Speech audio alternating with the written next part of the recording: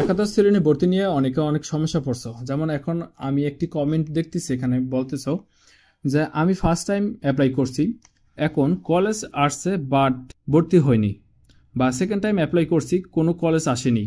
এখন বিকাশ অ্যাপস থেকে third apply করতে গেলে যখন পেমেন্ট করতে যায় তখন দেখতেছে পেমেন্টটি পেড দেখাচ্ছে, পেমেন্টটি পেড দেখাচ্ছে। এই অবস্থায় কি করা যাবে? এই অবস্থা তোমার কোনো কিছু করার দরকার নাই, শুধু তুমি অ্যাপ্লাই করো থার্ড পর্যায়ে, তাহলে হয়ে যাবে। তোমার যদি টাকাটি পেমেন্ট দেখায় তাতে কোনো সমস্যা নাই, তাহলে তুমি কলেজের যে আবেদন করার অপশন আছে সেখানে আবেদন করবে, এবং আবেদন করতে গেলে সেখান থেকে আবেদন করুন এই অপশনটা যদি না পাও তাহলে দেখবে আবেদন আপডেট করুন এরকম একটি লেখা আছে। যদি আবেদন আপডেট করুন এইভাবে লেখা থাকে তাহলে সেখানে ক্লিক করে তোমরা আবেদন আপডেট করবে।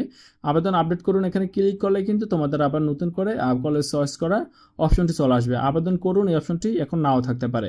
তো এরকম ভিডিও পেতে অবশ্যই চ্যানেলটি সাবস্ক্রাইব করে পাশে থাকবে। কোনো বিষয়ে জানা প্রয়োজন হলে অবশ্যই কমেন্টে জানাবে।